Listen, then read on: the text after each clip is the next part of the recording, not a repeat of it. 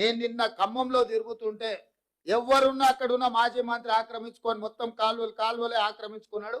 ఆ నీళ్ళంతా ఖమ్మం ఊరి మీదకి వచ్చి పడి ఖమ్మం ఊరంతా మునగడానికి ఆ మాజీ మంత్రి గారే కారణం అని నాకు ఫిర్యాదు వచ్చింది. వీటిని వాస్తవాలను పరిశీలించి దాని మీద కఠినమైన చర్యలు తీసుకోవడానికి అవసరమైన చర్యలు చేపట్టాలని చెప్పి రెవెన్యూ మంత్రి గారికి సూచన చేసిన. కలెక్టర్ గారికి కూడా, ఖమ్మం కలెక్టర్ గారికి కూడా నేను ఆదేశాలు ఇస్తున్నా. దాని రిలేటెడ్ ఇష్యూస్ ఏమున్నా అవి హైకోర్టులో ఉన్నాయా, లోయర్ కోర్టులో ఉన్నాయా, ఇతర శాఖల దగ్గర ఏమైనా మేనేజ్మెంట్ జరిగిందా, ఆ కబ్జాలకు సహకరించిన అధికారుల మీద చర్యలు తీసుకోవడానికి అవసరమైన చర్యలు తీసుకోవాలి. ప్రభుత్వం నుంచి అనుమతి తీసుకోవాలి.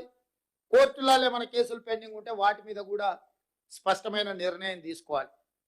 ఎందుకంటే ఇంకా ఉపేక్షిస్తే ఇంకా అది మనల్ని కబలిస్తుంది. ఇవాళ జరుగుతున్న పరిణామాలు, పేదోళ్ళ ప్రాణాలు, ఆస్తుల నష్టం పోయిన తర్వాత కూడా ఇంకా ప్రభుత్వం మీనమేషాలు లెక్క పెట్టుకుంటూ కూర్చుంటే ఇది మంచిది కాదు. కాబట్టి నేను స్పష్టంగా మీడియా మిత్రుల ద్వారా తెలంగాణ రాష్ట్రంలో ఉండే అందరు అధికారులకు నేను ఆదేశాలు ఇస్తున్నా. ముఖ్యంగా చెరువులను ఆక్రమించుకున్న ఎంతటి వారున్నా తొలగించాల్సిందే. దీనికి మొదట నివేదికలు తయారు చేయండి. హడావిడి చేయడం వల్ల ప్రయోజనం లేదు. పకడ్బందీగా నివేదికలు తయారు చేసి ఆక్రమణలు గుర్తించి అవసరమైతే కోర్టు నుంచి అనుమతి తీసుకుందాం. ఈ ఆక్రమణలు తొలగించడానికి విధి విధానాలు పాటించుకుంటూనే పక్కాగా చర్యలు తీసుకుందాము. ప్రభుత్వం ఇది ఒక ప్రత్యేక కార్యాచరణ కింద తీసుకుంటుంది.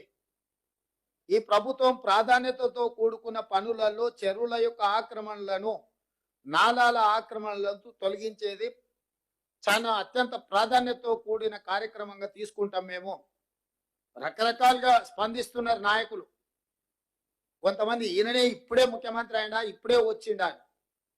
అవునాయన, నేను ఇప్పుడే ముఖ్యమంత్రి అయినా, ఇప్పుడే అధికారం వచ్చింది, అధికారం పేద ప్రజలకు ఉపయోగిస్తున్నాను. నేను ఇన్నాళ్ళు మీ చేతుల అధికారం ఉండి మీరు ఆ ప్రభుత్వంలో మీరు మంత్రిగా పనిచేసి మీరు ఆక్రమించుకుంటుంటే కళ్ళు మూసుకొని ఉన్నారు. ఇప్పుడు నేను కనీసం చేయాలనే ప్రయత్నం చేస్తున్న కొంతమంది నాయకులు మాట్లాడుతున్నారు. నేను వాళ్ళ పేర్లు ప్రస్తావించదలుచుకోలేదు. ఎందుకంటే ఇది కొంత ప్రజలు ఇబ్బంది పడుతున్న, కష్టపడుతున్న సందర్భం. పెద్ద రాజకీయాలకు తావియదలుచుకోలేదు.